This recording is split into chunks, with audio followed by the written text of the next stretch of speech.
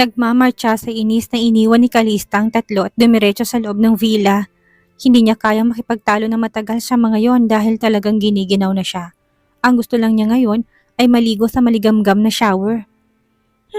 Kung ayaw mong maniwala sa akin, sige magtulungan kayo ng babae mong ubod ng sinungaling. Nang makapasok na si Calista sa loob ay kaagad siyang pinagtitinginan ng mga taong naroon. Dahil sa estado ng buhay ni Arthur, lahat ng bisitang inimbitahan nito ay mayayaman. Magkahalong pagtataka at pandidiri ang makikita sa mata ng mga to nang makitang itsura niya, lalo nang basa niyang damit na parang basang sisiw. The floor where she stood, pulled with pond water, and the fishes smell wafter around the living room, making people snicker in disgust. Sino ka at bakit ka pumasok dito ng ganyan ang itsura? Ang baho! Sinong babaeng yan? Sino nagpapasok sa babaeng yan? Hindi pinansin ni Calista ang nag-uusisang tanong ng mga nandoon at hinanap ng mata ang may-ari ng villa na si Arthur. Ngunit kahit na ilang beses nang umikot ang mga mata niya sa kabuuan ng sala, hindi pa rin niya ito makita. Hindi niya nakita si Arthur pero nilapitan naman siya ni Delphine na isa sa sulok kaya hindi niya napansin. Calista, anong nangyari sa'yo at basang-basa ka? Kaagad na usisan nito na baka sa mukhang pag-aalala, lalo nang makita siyang nanginginig sa lamig. Do you have someone with you that I can borrow clothes from? And where can I take a shower? Tumango si Delphine. Oo naman, nasan si Vincent? Bakit mag-isa ka? Nang marinig ang pangalan ng asawa, ang kalmadong mukha ni Calista ay bahagyang dumilim pero dahil ayaw niyang ipakita sa ibang tao, ang kahinaan niya ay kaagad din niyang ipinakalma ang sarili. Baka nasa labas pa't inaaliw ang nagdadrama niyang tagapagligtas. Bahagyang naningkit ang mga mata ni Delphine. Pero may malit na ngiti sa mata nito dahil siya nababasang pagtatampo sa boses ni Calista. Gaano man ito pilit na kontrolin ng emosyong hindi makita sa mukha, ay hindi naman maikakaila ng boses na nagsiselos to kay Celeste. Nag-away kayo dahil kay Celeste? Nakaangat ang isang kilay ni Calista na nilingon si Delphine. Dahil nasa mas mataas na baitang siya ng hagdan ay nakatungo siya dito, habang ang binati nakatingala sa kanya. Hindi ang isang katulad ni Celeste ang pag-aawayan namin. Tinalikuran niya ito sa pinagpatuloy ang pag-akyat sa hagdan. Marahang nagpalabas ng buntong hininga si Delphine. Saka makahulugang ngumiti. Bago ka pa dumating sa buhay ni Vincent, maayos ang trato ng kaibigan ko kay Celeste. Ang bunga kala namin sila nang magkakatuluyan kaya naman nagulat na lang kami ng ikaw ang pinakasalan niya. Magkakatuluyan ha, pero hindi nagsalita si Calista. Ang totoo hindi siya nagsiselos kay Celeste, kung hindi nagagalit. Prangka siyang tao at pinakaayaw niya sa lahat ay ang magdrama para lang makakuha ng simpatya ng ibang tao. Pero alam niyang hindi siya titigilan ng babae hanggat hindi nito nakukuha sa kanya ng tuluyan si Vincent. Nang hindi siya sumagot ang akala ni Delphine, ay nagagalit pa rin siya kaya nagpatuloy ito sa pagsasalita. Nakarating na sila sa second floor at huminto sa tapat ng guest room na maaari niyang gamitin. Hindi ko masisisi si Vincent Calista. Marunong na talaga siyang tumanaw ng utang na loob at dahil malaki ang pasasalamat niya sa pagligtas ni Celeste sa kanya, ay ginawa nitong lahat para maibigay ang tulong na nais ng dalaga. Binuksan nito ang pinto ng guest room at inaya siyang pumasok sa loob. Pwede mong gamitin ang banyo dito at kompleto na yan sa toiletries. Babalik ako kapag nakahiram na ako ng damit sa kaibigan kong babae. Sige, salamat. Pasasalamat niya saka pumasok sa loob. Nang makaalis si Delphine ay mabilis siyang dumiretso sa banyo. Hindi lang siya nilalamig siya kundi nangangati ng katawan niya. Hindi niya alam kung gaano siya katagal naligo dahil maigi niyang kinuskus ang katawan upang maalis ang lansa ng tubig na kumapit sa balat niya. Matapos maligo'y binalot niyang katawan ng tuwalya at hinayaan na nakalugay ang basapang buhok. Samantalang habang naliligo si Calista ay abala naman ang asawa niya sa pakikipagtalo kay Delphine. Hindi niya nagustuhan ang laman na itong naghatid kay Calista sa guest room dahil bilang isang lalaki ay ramdam niya kung anong tunay na nararamdaman nito sa asawa niya. This guy is interested in his wife. I tell this again, Delphine. Huwag ka nang mangingialam sa amin ng asawa ko. Kung may problema man siya, ay kami lang dalawang makakaresolba nun. Binalingan niyang sekretarya nitong bigay ng bagong set ang damit na susuotin ni Calista. Sa kahinubad ng suot na relo at inabot yun sa babae. Take this as my payment. Wala akong cash na dala ngayon. Huwag kang mag-alala, alam ko hindi ka nalugi dyan. Tinalikuran niyang dalawa at umakyat sa guest room kung saan si Calista. Nang makapasok siya sa loob ay nilak niyang pinto para walang makaistorbo sa kanila. Madilim pa rin ang mukha niya dahil hindi pa rin makapaniwala na si Delphine ang naghatid dito. Sa loob ng ilang minutong magkasamang mga ito ay marami nang napag-usapan ng mga ito at ayaw na niyang makipag-usap ang asawa sa ibang lalaki ng matagal. Hindi pa nakalabas ng banyo si Calista Nang makapasok si Vincent kaya hinintay niya ito't patamad na umupo sa kama. Nang makalabas ang asawa, ay ganun na lang ang gulat na bumadha sa mukha nito pagkakita sa kanya. Mukhang ibang tao inasahan nitong makitang ikinadilim na mukha niya. Kalista, nang makitang nakatapis lang ito ng tuwalya ay lalong hindi maipinta ang mukha niya. Ibig sabihin kung hindi siya nandito at ang Delphine na yon ay sigurado siyang makikita ng nakatawan ng asawa na ito. Pero hindi maitatanggi na nabuhay ang pagnanasa sa katawan niya nang makitang ayos nito. He wants to lick those glossy and fair skin and claims his ownership. Vincent, nasa mukha pa rin itong pagtataka habang nakatayo sa labas ng pinto ng banyo. Disappointed. Bakit? May bakang inaasahan? Malamig ang boses. Natanong niya, matiim niyang tinitigan ng asawa na sinalubong naman itong kalmadong tingin. Wala nang sorpresa sa mga mata nito. Ramdam ni Vincent ang unti-unting paninikip ng pantalon habang lalong tumatagal ang titig niya sa asawa. Umiling si Calista. I am not. I was just surprised that you are here. Ang akala ko, abala ka pa sa pakikinig ng drama ng tagapagligtas mo. Nang marinig ang rason nito ay bahagyang humupang inis na nararamdaman niya. Napalunok si Vincent at hindi inaalis ang tingin habang sinusundan ang bawat hakbang nito. Come here. Namamaos ang tawag niya at nakalagay sa tabi niyang damit na isusuot ni Calista. Kaya kailangan itong lumapit sa kanya pero nag-alangan ito dahil sa klase ng tingin nito. Nang hindi ito lumapit ay muli siyang nagsalita. Don't make me repeat myself, Calista. Gusto mo bang ako lalapit sa'yo? Baka hindi mo magustuhan ang gagawin ko. Kahit binanta niya na ito ay mabagal pa rin itong humakbang patungo sa kanya na tila lalo pa siyang inaasar. Mabilis na tumayo si Vincent at malalaki ang hakbang na pinuntahan ng asawa at walang sabi-sabing binuhat at pabagsak ni Iniga sa kama bago kinububawan. Calista, you are really driving me crazy. Can you stop making me angry, ha? Nakatukod ang magkabilang braso niya sa gilid nito upang hindi ito makawala. Nagkasalubong ang kilid ni Calista at sinubukang itulak ang asawa. Pero as usual, ay malakas ito at hindi siya makawala. Para siyang pusa na nagtatampo sa amo dahil ginutom at anumang sandali ay mangangalmot. Stop struggling. I will not eat you. Why are you squirming your way out? Hinawakan ni Vincent ang magkabilang kamay niya at nilagay yon sa kanyang uluhan. Saka dinagana ng katawan niya nang maramdaman ni Calista ang bagay na tumutusok sa hita niya ay lalong nangunot ang kanyang noo. Who knows if you want to eat me or not? Shits. Mahinang napatawa si Vincent at bumaba ang mukha nito upang halikan siya sa leeg. Bakit? Gusto mo bang kainin kita? Dinilaan itong balat niya at iginalaw ang balakang. Calista's brows furrowed even more. Iniwas niyang mukha upang pigilan ito sa ginagawa dahil kung hayaan niya ito ay sigurado siyang hindi makakalabas ng guest room hanggang bukas. Tumigil ka, Alcaraz. Maraming tao sa labas at wala tayo sa bahay. Let's go home then. Inikot ni Calista ang mga mata at matagal na hindi nagsalita. At kapag yun ang ginawa niya, ay alam na ni Vincent na hindi maganda ang mood niya. Alright, I'll stop. Umalis ang asawa sa pagkakadagan sa kanya saka humiga sa kanyang tabi at niyakap siya sa bewang at hinigit ng katawan niya. Tell me, Calista, are you angry? Bakit nauna kang pumasok at hindi mo ko hinintay? I can also help you find clothes. Why did you ask that damn Delphine to help you? Dahil nilalamig ako. Gusto mo bang mangisay ako doon sa lamig habang nakikinig sa pag-arte ng tagapagligtas mo? Nakangusong sagot niya, tuluyang nawala ang galit na nararamdaman ni Vincent dahil siya ginawa ni Delphine at tumambot ang mga mata.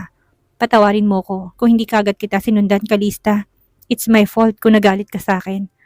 Let me make it up to you. Muli nitong sinubsob ang mukha sa kanyang leeg at pinupog siya ng halik. Sinubil ni Calista ang ngiti sa labi dahil sa kaliting halik ni Vincent. Mabuti na lang at nakatalikod siya dito kaya hindi nito nakita ang mukha niya at nalaman na naglaho ng pagtatampo niya. Pero kagading bumalik ang inis ng maalala kung paano nito tinanong na puno ng pag-alala ang Celeste na yon. Napawi ang ngiti niya sa labi at biglang nanlumbay ang emosyon. Vincent, did you believe in Celeste's accusations? Maya-may tanong niya. Pinit ni Vincent ang katawan niya upang magkaharap sila bago hinawakan siya sa magkabilang pisngi. Calista, you are my wife. Mas naniniwala ko sa'yo, okay? Ang dahilan kung bakit hindi ka agad ako nakasunod sa'yo dahil gusto kong makipagkasundo sa magkapatid. Lalo na si Frederick dahil grabe kung magtanim ng galit ang lalaking yun. Baka saktan ka niya. Hindi lang yun. Masyado nitong pinoprotektahan ng kapatid kaya kahit na konting aksidente lang nangyari, hindi nun mapapalampas. Wala ka sa lugar ng mangyaring akusasyon niya sa'yo pero naniniwala ako na wala kang ginawang masama. Tumulis ang nguso ni Calista. Hindi pa rin siya masaya hanggat napapatunayan niya na inosente siya pero dahil maayos na ni Vincent ang nangyari, ay wala na siyang magagawa. Gusto ko sundan ka kaagad pero biglang sumama ang pakiramdam ni Celeste at nagsusuka at hindi niya kaagad ako hinayaang umalis. I understand. Puto ni Calista sa iba pang sasabihin ni Vinson. Of course, Celeste would do everything para lang baliwalain siya ni Vinson. Paulit-ulit na pinaalalahanin ni Calista ang sarili na huwag magpapadala sa pangiinis ni Celeste. Pero sumusobra na talagang babaeng yun. Naintindihan mo? Anong naintindihan mo? Umangat ang isang kilay ni Vinson habang nakatitig sa kanya. Sa pagkakataong ito ay si Calista naman ang sumubsob sa dibdib ng asawa bago sumagot. Her muffled voice was clear as it traveled to Vinson's ear. Naintindihan ko na kailangan mo pakisamahan si Celeste. Dahil siya ang taong nagligtas sa'yo. Alam ko rin na nung niligtas ka niya, may nawala sa kanyang malaking bagay kaya naman hindi mo kayang baliwalain ang pagligtas na sa'yo. Humigpit ang pagkakayakap ni Vinson sa kanya bago siya hinalikan sa buhok. I am sorry. Huwag kang mag-alala at babawi ako. Pero Calista, I don't like sharing you with other people. Kaya pwede ba na huwag kang makipag-usap sa ibang lalaki? Kumala si Calista tinignan si Vinson sa mga mata. Why are you so petty? Sinamahan lang ako ni Delphine dahil hindi ko alam kung saan ang guest room. Pwede na pumasok. And I couldn't find Arthur earlier. Kaya siyang tumulong sa akin. Kahit pa, just stay away from that man. What if I don't? Tumaas ang sulok ng labi ni Vinson. Gusto mo talaga na pinaporosahan? Dumilim ang mukha nito. Ginantihan to ni Calista na nakakalokong ngisi at umangat ang mukha saka bumulong malapit sa tenga nito. Bakit hindi? Kung masarap ka namang magparusa, bakit ako tatanggi? Okay, stop. Natatawang pakiusap ni Calista kay Vinson dahil hindi pa rin tumigil sa pagpupog ng halik sa kanya, lalo na sa leeg niya na nilagyan na nito ng love marks. Ang parusa na sinasabi nito ibibigay daw nito sa susunod na araw at hindi alam ni Calista kung saan na naman siya dadalahin ng asawa. Ayaw siya nitong palabasin sa guest room at dahil sa suot niyang damit, ang hiniram kasi niyang damit ni Delphine na isang sexy tube black dress. Nahapit sa katawan kaya naman kitang-kitang kurban ng katawan niya. Hanggang hitang haba nun at lantad ng makinis at mapuputi niyang hita. Namumulang na mukha ni Calista dahil siya tawa pero hindi pa rin tumigil si Vinson. Kung hindi pa tumunog ang sikmura niya, hindi pa to titigil. I'm hungry, Vinson. Isang mabilis na halik sa labi ang sagot ni Vinson. Saka bumaba sa kama. Little wife, kung ayaw mo makita ng ibang kalagayan mo ngayon, stay inside. Ako nang bahalang kumuha sa pagkain, Calista. Umikot ang mga mata ni Calista at nakangusong tumingin sa asawa. Alam niyang sinadya nitong iwanan siya ng mga marka para ikulong siya sa kwarto. Ayaw nitong makita siya ng iba, lalo na dahil sa suot niya. Dang, she could even wear a dress sexier than this. When she is on a mission, her husband is so possessive. Na makitang nagtatampo niyang mukha ay tumaas ang sulok ng labi ni Vinson at hindi nito napigilang kurutin ang pisngi niya. Little wife, you are so cute.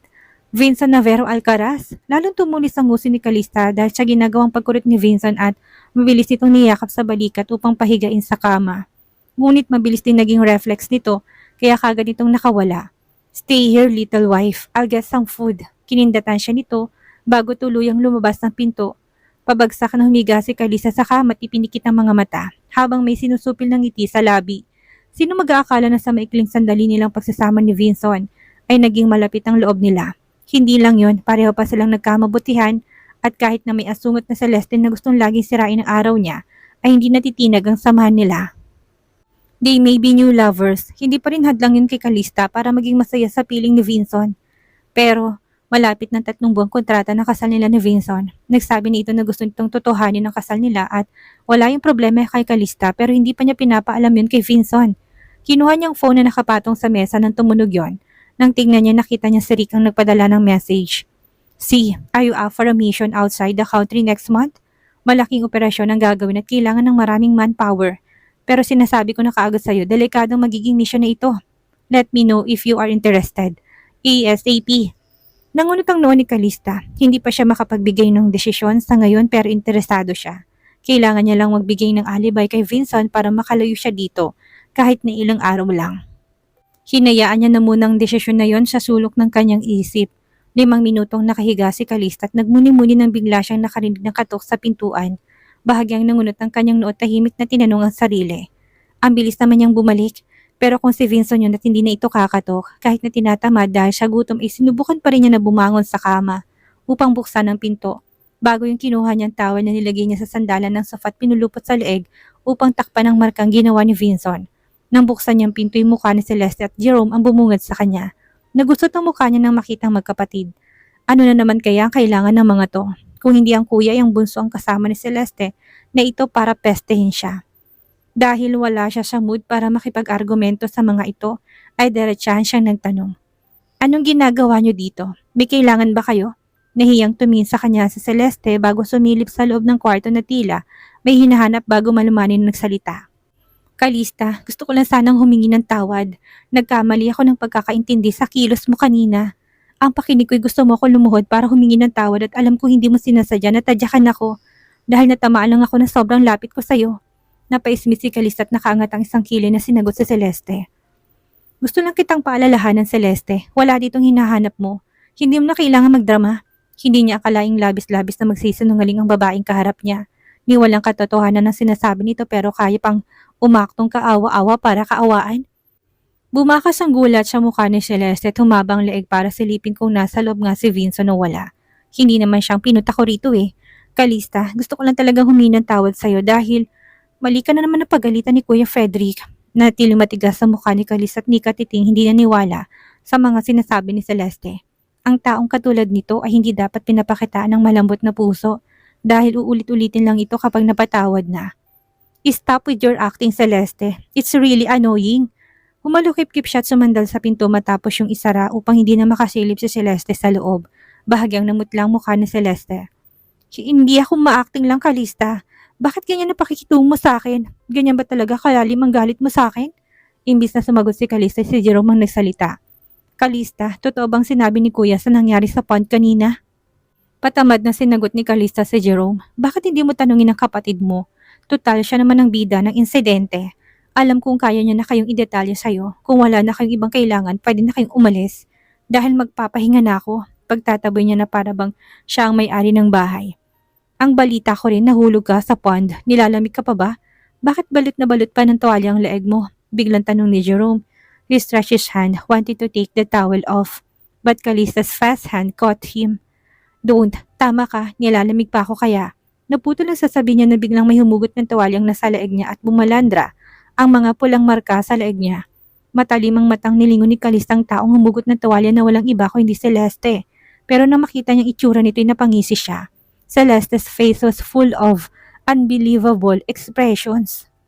Ew! Nangangalit ang ngipin na bulong nito. Hindi na nito kailangang mag-isip kung anong nasa leeg niya dahil obvious naman na dahil yun sa dalawang taong nagmamahalan. Satisfied? Nangaasar pa niya. Nakita niya kung paano kumuyom ang kamao nito. Kung naintindihan mo ka anong ibig sabihin nito, ay lumayo-layo ka na kay Vincent dahil hindi ka na magkakaroon ng pag-asa. Nawalang kainosentehan sa mukha ni Celeste dahil sa sinabi ni Kalista. Matalim ang matang sinagot siya nito. Huwag kang pakakasiguro, Kalista. Soon Vincent will leave you. I'm sure of it. Ano nangyari dito? Ang malamig at seryosong boses ni Vincent nang biglang pumutol sa matalim na titigan ni Kalista Celeste na sabay na lumingon sa bagong dating. Ah, Vincent!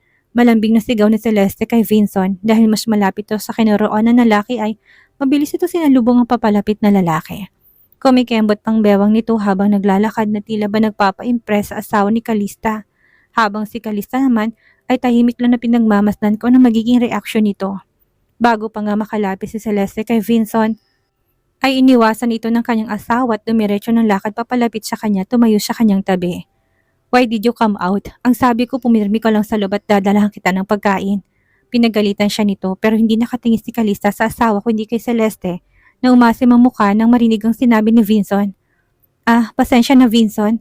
Kaming dahilan kung bakit nasa labas si Kalista. Gusto ko lang sanang humingi ng tawad sa kanya pero parang ayaw niya akong patawarin. Celeste inched closer to Vincent but her husband hugged her waist and pulled her even closer.